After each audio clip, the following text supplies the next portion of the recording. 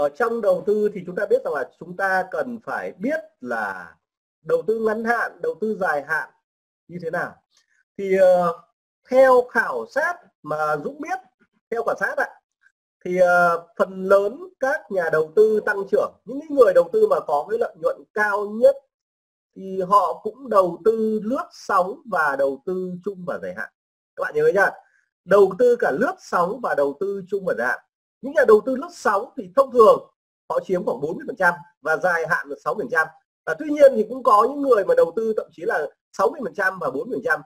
Vấn đề ở đây là chúng ta đang mạnh ở đâu. Và thứ hai nữa là ở trong mỗi giai đoạn thị trường nó đang ưu tiên cổ phiếu nào.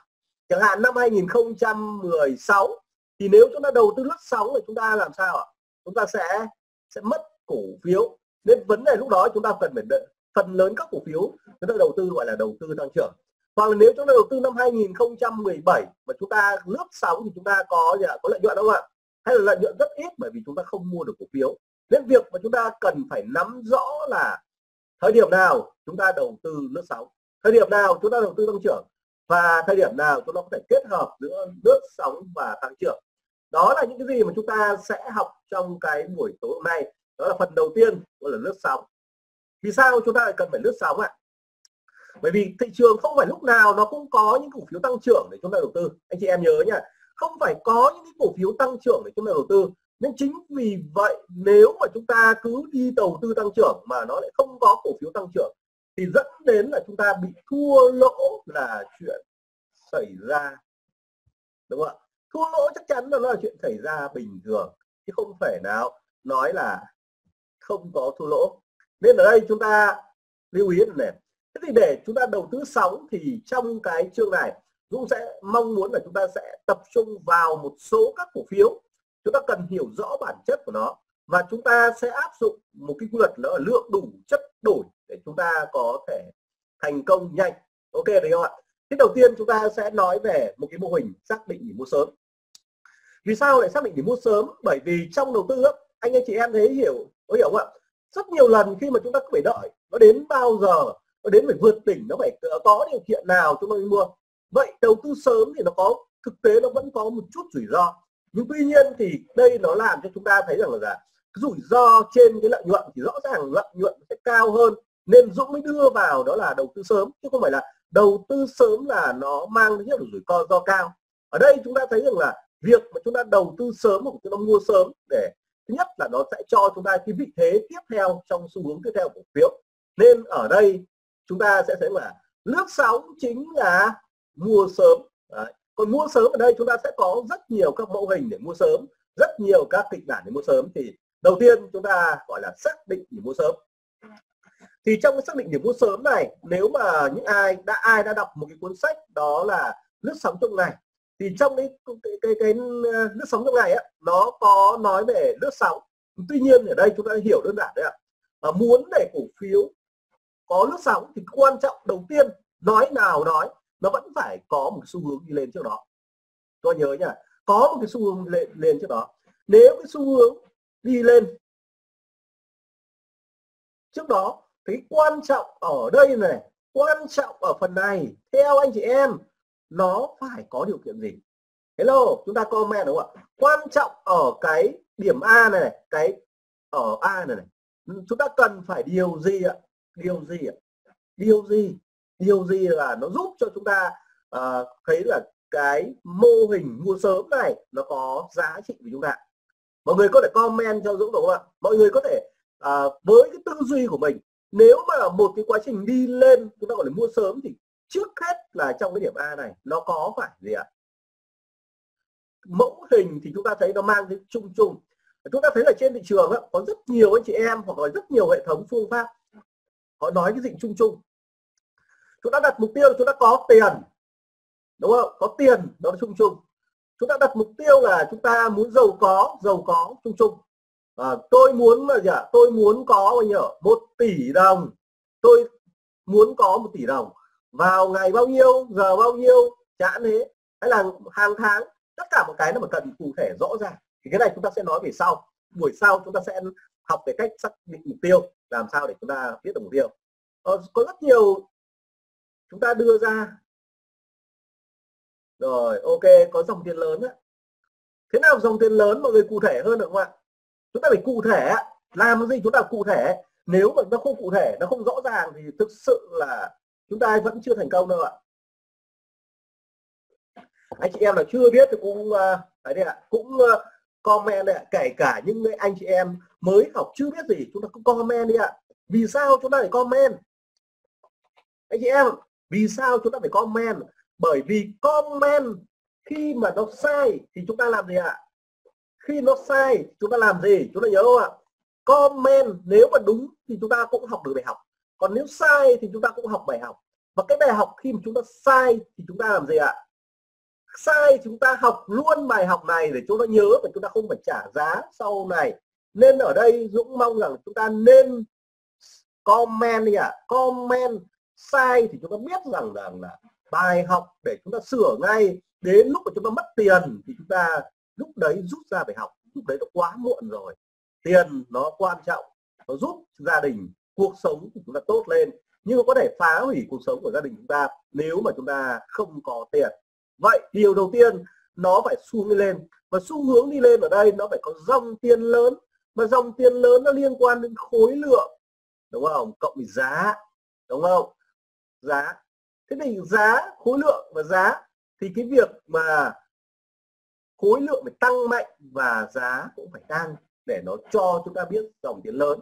Và nếu nó không có điều này diễn ra thì cái xác suất nó tăng vẫn có tăng, nhưng có nhiều trường hợp nó sẽ là nhiều, nó nếu mà có khối lượng lớn và dòng tiền lớn thì nó đúng đến 90%, đúng không, 90%.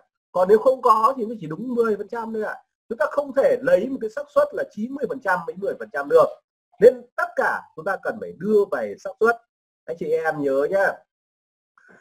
Tiếp tục thứ hai, cái điều kiện thứ hai, nó có thể là ở giai đoạn 1 và hoặc giai đoạn 2.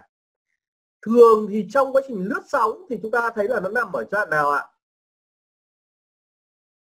Hello, thường nếu gọi là lướt sóng thì nó nằm ở giai đoạn 1 nhiều hơn. Một số trường hợp thì nó nằm ở giai đoạn 2, nhưng cơ bản là nó sẽ nằm ở giai đoạn 1. Ok chưa? Bây giờ chúng ta sẽ đến cái phần thứ ba. Phần thứ ba để chúng ta xem là với cái mô hình này nó sẽ đi như thế nào, nó sẽ vận động ra sao. Chúng ta biết rằng là nếu trong trường hợp một cái cổ phiếu hay là nó đang đi xuống như này, đúng không, nó đang đi xuống như này, việc mà nó nằm trong một xu hướng lên tức là nó phải hồi phục, đúng không, kiểu gì nó cũng phải có một cái đợt hồi phục. Khi mà nó hồi phục, đây chẳng hạn, đây Dũng cho nó hồi phục đấy, đúng không, đây là một cái đợt hồi phục, và cái hồi phục này nó phải kèm với khối lượng giao dịch cộng với giá. Nếu nó không có khối lượng giao dịch cộng giá thì cái khả năng nó thất bại rất là lớn. Và nhiều lúc thì chúng ta tập trung đây là những cái nến Marugu này, nhưng nó vẫn thất bại bởi vì nó thiếu khối lượng. Nên cái việc mà nó thiếu phần khối lượng là phần rất là nguy hiểm khi mà chúng ta tập trung quá nhiều nến mà chúng ta thiếu cái phần khối lượng. Giá này nó chính là nến, còn khối lượng này là chất xúc tác để kéo cái cổ phiếu này tăng mạnh hay không.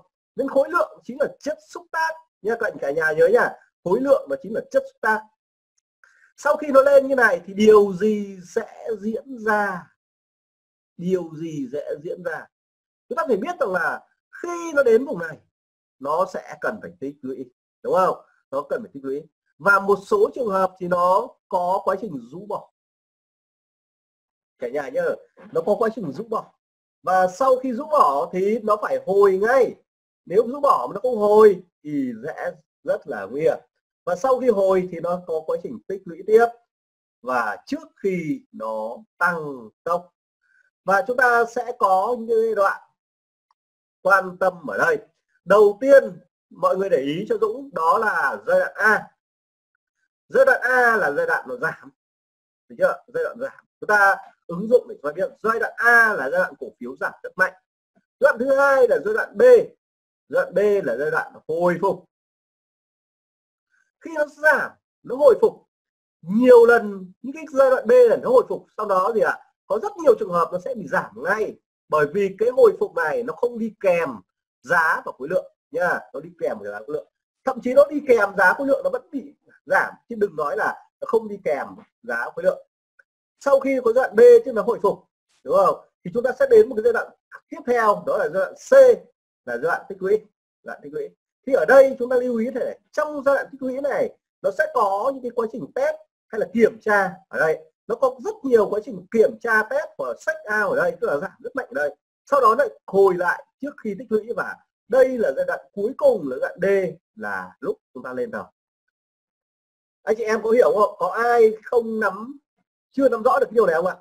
Ai hiểu thì comment hiểu, ai chưa hiểu thì comment số 2. Cả nhà comment hết cho Dũng nha, comment hết cho Dũng để chúng ta nắm được. Ai chưa hiểu thì comment số 2, nhớ đấy để chúng ta sẽ hiểu rõ được, nắm rõ được. Vậy cái điều này khi mà chúng ta hiểu rồi thì chúng ta có một số cái điều kiện để chúng ta nhớ đây này. Anh chị em nhớ cho Dũng 3 cái điều kiện quan trọng nhất để trước khi mà chúng ta tham gia. Điều kiện đầu tiên đó là nếu quá trình rũ bỏ nha, có những trường hợp rũ bỏ, đây là cái quá trình rũ bỏ cũng là rất tốt nha. Đây là một là những cái điều rũ bỏ, nếu rũ bỏ được một lượng lớn cổ phiếu phát ra thì đó là cực kỳ tốt. Ok chưa? Rũ bỏ, đây là quá trình rũ bỏ, rũ. Cái thứ hai chúng ta nhớ đây này, ở vùng trước khi tăng ở vùng D này, trước khi tăng ở vùng D điều gì sẽ diễn ra? Đây cái vùng D này, trước khi tăng cuối đoạn C điều gì sẽ diễn ra? Vì sao khối lượng cạn kiệt? Bởi vì nó đã rũ hết các nhà đầu tư yếu ông ví ở đây rồi. Các nhà nhớ nhá, nó đã rũ hết các nhà đầu tư ở đây rồi. Cái việc này nó cần phải nhỏ, cần phải thấp, và quan trọng nhất là cái vùng này nó phải có sự xác nhận với khối lượng lớn và giá tăng mạnh. Câu hỏi đặt ra chúng ta nhớ nhá, bắt đầu cái này là cái cực kỳ quan trọng này, cực kỳ quan trọng. Nếu mà nó chưa tăng chúng ta mua không? Chưa tăng mua không?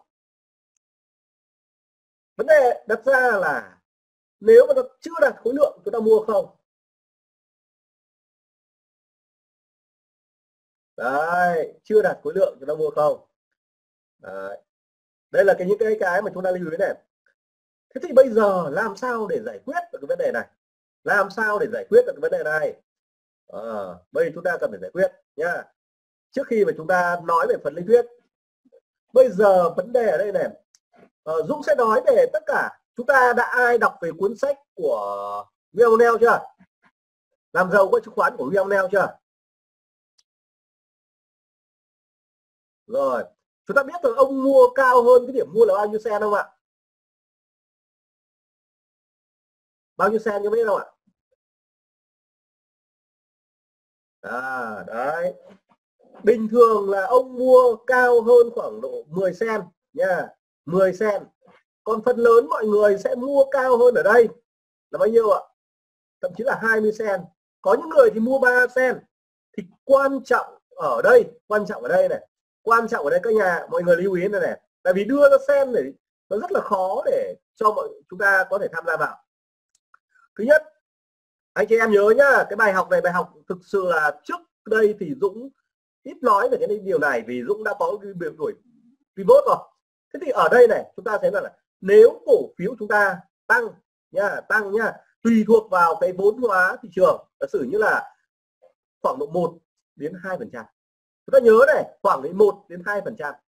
Thì lúc này chúng ta nên mua khoảng 25% rồi. Chúng ta sẽ có những cái bài sau, nhưng lúc này chúng ta nên mua khoảng 25%. Nên tức là khi về cơ bản, khi mà cổ phiếu bắt đầu có có sự gia tăng ở đây nha, gia tăng ở đây.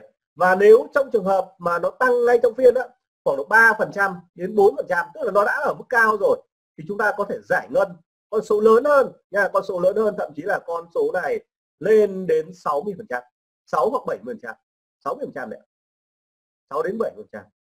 Nhưng tuy nhiên thì trừ cổ phiếu trần thì chúng ta giải ngân nốt, còn không thì chúng ta đợi đến gì ạ?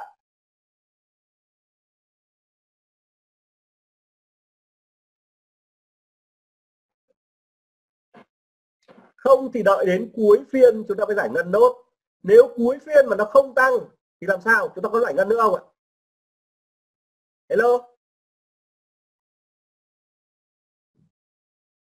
chúng ta nhớ cái điều này nhá, tại vì như này thông thường là những cổ phiếu mà tốt á, nó không cho chúng ta giải ngân ở mức thấp hết đâu ạ, nhưng nó cũng không cho chúng ta giải, nếu chúng ta không mua thì chúng ta sẽ không giải ngân ở mức cao. Nên ở khi mà trong buổi sáng mà chúng ta thấy con số này là chúng ta đã cần giải ngân rồi.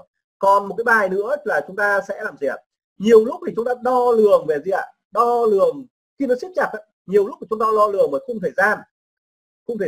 Những cái khối lượng thì Dũng sẽ nói sau. Những cái khối lượng của nó lên ít nhất là SMA 50 này, ít nhất là SMA 50 là khoảng bao nhiêu ạ? 50%. Cái khối lượng nó phải cao hơn cái SMA 50 khoảng 50% thì đó là đạt các tiêu chuẩn. Còn trong trường hợp một số trường hợp thì nó lên đến vài trăm %, tức là nó lên đến 300-400%, thậm chí là 1000 lần. Và bây chúng ta sẽ xem là các cổ phiếu nào có thể thấy ở trong giai đoạn tới và xem có điểm mua sớm không ạ? Đấy.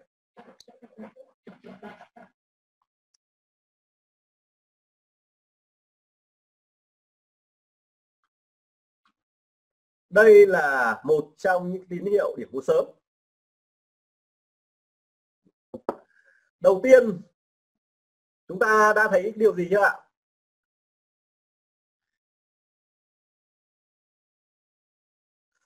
Nó phải trong một xu hướng tăng. Cả nhà nhớ nhá, nó phải trong một xu hướng tăng chứ không thể nào trong một xu hướng giảm được. Không? Đấy là cái điều đầu tiên chúng ta cần phải lưu ý. Điều thứ hai, đây chúng ta nhìn giai đoạn A là điều chỉnh. Nếu bình thường nhá, nếu bình thường thì chúng ta nhìn thấy đây là nến gì ạ? Nếu bình thường chúng ta học nến, anh chị em có ai học nến không? Nến rút chân đúng không? Đấy là nến rút chân. Đây là một cái nến rút chân. Đây là mạnh hay yếu, nó có thể xác nhận là đáy đúng không ạ? Tại vì đây là một cái nến rút chân, nó có thể xác nhận đây là đáy. Nhưng tuy nhiên thì nếu mà cứ rút chân như vậy mà xác nhận đáy thì có lẽ là ai cũng có thể thành công được, đúng không? Ai cũng có thể thành công được. Cái điều đó chúng ta biết rằng là không thể nào cứ nhìn cái nến rút chân này là có thể thành công được. Nên trong trường hợp khi mà nến rút chân này diễn ra thì chúng ta là gì ạ? Chúng ta cần phải đo lường xem là nó sẽ có tốt không, đúng không? Bây giờ phía dưới này chúng ta sẽ phải tính để xem nó có tốt không. Đấy là trong quá trình đi lên, đây đi lên, tức là giai đoạn A, giai đoạn B, giai đoạn đi lên, thì trong quá trình đi lên này chúng ta sẽ thấy là nó cũng đã xác nhận một cái xu hướng tăng rất là mạnh. Và đặc biệt là giai đoạn C ở đây ạ, tức là nó vấn đề đặt ra để khi nó đi lên đó, giống như những cái mô hình khác, đó là nó sẽ bị áp lực của hai cái nguồn cung. Một là cái nguồn cung ở đáy, hai là cái nguồn cung ở trên đỉnh, người ta bị thua lỗ, người ta sẽ bán ra. Và khi mà cái quá trình rũ bỏ, quá trình siết lại thì cái việc mà xác nhận như này thì lúc này chúng ta mới tham gia, chứ chúng ta sẽ không mua ở bắt đáy này, chúng ta cũng không mua ở khi nó vượt đỉnh ở đây, mà chúng ta mua ngay khi mà nó siết chặt và xác nhận ngay ở cái vùng C này, tức là cái điểm C này, ngay khi xác nhận là chúng ta mua ngay. Đấy là cái cách mà chúng ta mua sớm. Hello, chúng ta hiểu chưa ạ? Đấy là điểm mua sớm dành cho các nhà đầu tư chúng ta.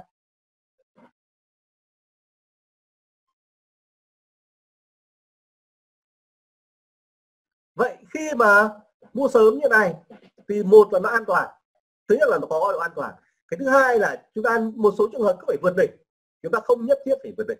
Thứ ba nó phải đạt các điều kiện về cung cầu, chứ không phải là chúng ta cứ thích là chúng ta mua, không thể là thích mua được. Đấy là cái trường hợp đầu tiên chúng ta lưu ý. Trường hợp thứ hai chúng ta cũng có thể thấy được là trong quá trình mua sớm, đây chúng ta gọi là mua sớm á, anh chị em biết rằng là trong đầu tư thì việc mà cái quá trình nó tích lũy ở phần dưới này, thực tế chúng ta vẫn cần phải nắm rõ được cái xu hướng đầu tiên của nó. Kiểu gì thì chúng ta cũng cần phải nắm rõ xu hướng. Nếu mà thiếu cái xu hướng này thì mọi thứ nó không có giá trị. Đấy. Và khi mà xu hướng lên thì kiểu gì nó cũng có những đợt điều chỉnh. Đấy là điều tất nhiên thôi. Đấy là cái điểm A này, điều chỉnh A. Thì trong cái quá trình điều chỉnh A này thì chúng ta sẽ có thể thấy rằng là cái giai đoạn B rồi giai đoạn C nó gần như khớp nhau, tức là nó không gì ạ. Nếu chúng ta nhìn quan sát ở đây chúng ta thấy là cái cổ phiếu chúng ta nó gì ạ, nó không giảm, cổ phiếu nó không giảm. Chúng ta biết có một cái điều lưu ý này, này khi mà nó giảm đến vùng hỗ trợ thì cái việc khối lượng ở đây này nó sẽ có cái xu hướng giảm dần, số lượng càng sau nó có xu hướng giảm dần, đặc biệt là những cái đợt mà nó rũ bỏ về chính cái vùng hỗ trợ này nó cũng có xu hướng giảm dần, chứng tỏ là cái lượng bán ra ở trên cái đoạn này nó ít đi rất là nhiều nha, nó ít đi rất nhiều. Khi mà cái lượng cung bán ra ở vùng này nó ít đi rất nhiều thì ở đây chúng ta thấy được là việc mà chúng ta mua ngay ở cái đoạn khi mà nó xác nhận như này thì điều này chúng ta gọi là điểm mua sớm, nó sẽ giúp cho chúng ta gì ạ? Thứ nhất là chúng ta thấy rằng một, nó rất an toàn bởi vì nó đã test cái đáy này, nó đã test cái đáy này mà không có gì ạ, cái lượng bán ra. Thay vì chúng ta mua trước ở đây, chúng ta mua trước thì vẫn có nhiều trường hợp bị gãy giảm rất mạnh, chúng ta bị thua lỗ rất nặng. Chúng ta hiểu không ạ? Vì thua lỗ rất nặng dẫn đến trường hợp là gì ạ? Khi mà thua lỗ như vậy thì chúng ta sau này nó quay trở lại không dám mua nữa. Nên chúng ta thấy rằng là mua sớm thì chúng ta cần phải xác nhận chúng ta mới mua. Xác nhận chúng ta mới mua.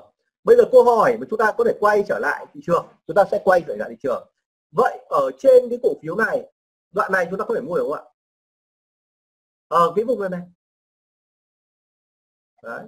Vì sao chúng lại không mua? Đúng không? Vì sao chúng lại không mua? Chúng ta thấy là một cái quá trình này tăng đến hàng 100% rồi, đúng không? Tăng 100 rồi. Cái thứ hai là cái nền này nó đang rung lắc rất mạnh. Cái nền này là ngắn hay dài ạ?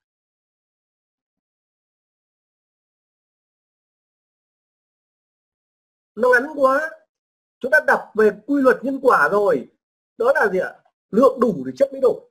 Khi mà nó ngắn quá, cái nền ngắn quá thì cái bắt buộc nó phải rũ bỏ. Rũ bỏ ở đây thì chúng ta mới đo lường được cái khối lượng nó có bán ra hay không. Mà khi chúng ta biết rằng đo lường khối lượng có bán ra hay không thì rõ ràng chúng ta sẽ thấy rằng là cổ phiếu này có bị phân phối hay không, hay là nó vẫn đây là quá trình tích lũy hay là quá trình phân phối.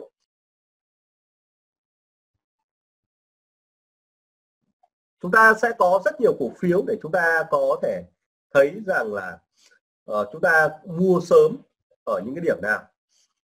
Ngày xưa chúng ta sẽ có là cổ phiếu như này, NTG.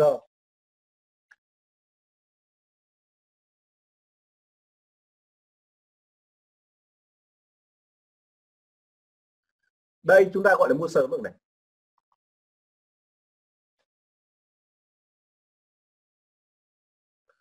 Đây là mua sớm. Anh chị em có hiểu không ạ? Đây tại vì xu hướng của nó tăng này, xu hướng tăng này. Cái thứ hai điểm đây là A, sau đó hồi là B đấy ạ, và sau hồi nó test đây, nó test và quan trọng là siết chặt đây, và trước khi siết chặt thì cái việc xác nhận nó diễn ra. Đấy gọi là điểm mua sớm. Điểm mua sớm này sau này chúng ta có thể mua những cái điểm cao hơn, nhưng chúng ta nên giải ngân một cái lượng điểm mua sớm trước đó. Cái vấn đề ở đây là chúng ta có thể giải ngân ở vùng này có thể 5% thôi ạ, tại vì đến 10%. Thì khi mà chúng ta giải ngân 5 đến 10% thì cái điểm mua này một điểm mua chính chúng ta mới tăng được như thế nha. Không phải là chúng ta lại tập trung ở đây nó rẻ chúng ta mua nhiều, không phải đâu nhá. Anh chị em hiểu chưa? Hello. Cái điểm mua sớm này chúng ta chỉ giải ngân một số lượng 5 đến 10% thôi ạ, nhiều lắm là 25% thôi ạ, chứ không phải là chúng ta giải ngân lớn ở đây chúng ta đây vì nó cao quá chúng ta sẽ giải ngân ít ạ. Không phải thế đâu. Điểm mua sớm thì nó mang tính chất nó rủi ro hơn những điểm mua chính này, bởi vì điểm mua chính là nó cần phải xác nhận rồi, còn điểm mua sớm là chúng ta mua để chúng ta gì ạ, chúng ta có vị thế trước khi mà chúng ta mua điểm mua chính. Có một số trường hợp thì điểm mua sớm bằng một điểm mua chính, nhưng đa phần nó sẽ không phải.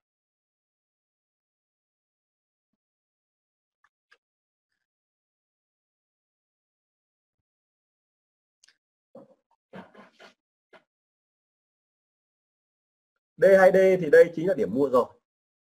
Đây là cái điểm mua rồi. điểm này là mua rồi, thì bây giờ chúng ta cũng sẽ, nó cũng là một cái quá trình lên này, tăng rất là mạnh. Quan trọng ở cái đoạn này này, tăng mạnh, nhớ tăng mạnh. Thực tế cái này là chúng ta gọi là một cái mô hình vai đầu vai, nó không phải để mua sớm nhé, thì chúng ta sẽ nói về những mô hình sau. Còn sau khi mà vai này xác nhận, đây là cái điểm xác nhận, chúng ta mua. Còn phần trên này, những cổ phiếu này chỉ là lướt sóng đấy, chỉ lướt sóng thôi. Đấy, không thể nào đầu tư gọi là mang tính chất là đầu tư dài hạn được. Mô hình số 2, cái mô hình này chúng ta thấy là mô hình phổ biến nhất và có lẽ là quan trọng, rất là quan trọng với chúng ta.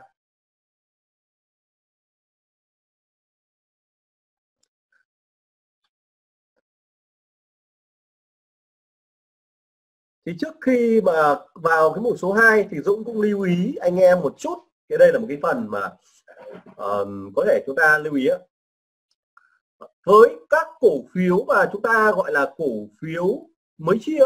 Đây là những cổ phiếu mới chia. Thì cổ phiếu mới chia thì thường là rủi ro hay là không rủi ro? Theo chúng ta là cổ phiếu mới chia thì nó rủi ro hay không rủi ro? Mới lên sàn ạ.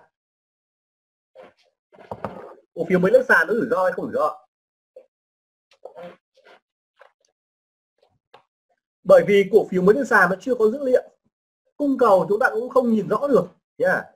Cung cầu chúng ta cũng không nhìn rõ được, nên cái thời gian để chúng ta có thể nghiên cứu cổ phiếu mới IPO ít nhất từ khoảng 3 đến 6 tháng.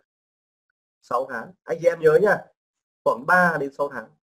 Còn quá ngắn thì thực sự nó sẽ rất là rủi ro với chúng ta nha. Quá ngắn rất rủi ro với chúng ta. Đấy là cái điều đầu tiên chúng ta cần lưu ý ạ. Và thứ hai nữa, chúng ta biết rằng là với cổ phiếu mới lên sàn có rất nhiều cổ phiếu nó sẽ giảm rất mạnh, có thể tăng tốc như này, giảm rất mạnh. Nên đầu tiên, để trước khi mà chúng ta có vị thế mua đầu tiên thì cái quan trọng nhất là cái gì ạ? Thứ nhất là cái xu hướng, cái kiểu gì chúng ta cũng phải nhớ là cái điều này cho Dũng, đó là xu hướng. Xu hướng trước đó nó phải tăng hay là giảm, thì cái này nó phải tăng.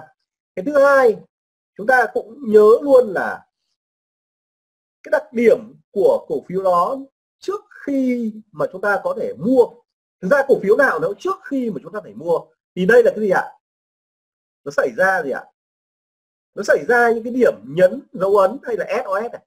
Nó phải xảy ra một cái dòng tiền lớn tham gia vào, nó phải có dòng tiền lớn tham gia vào.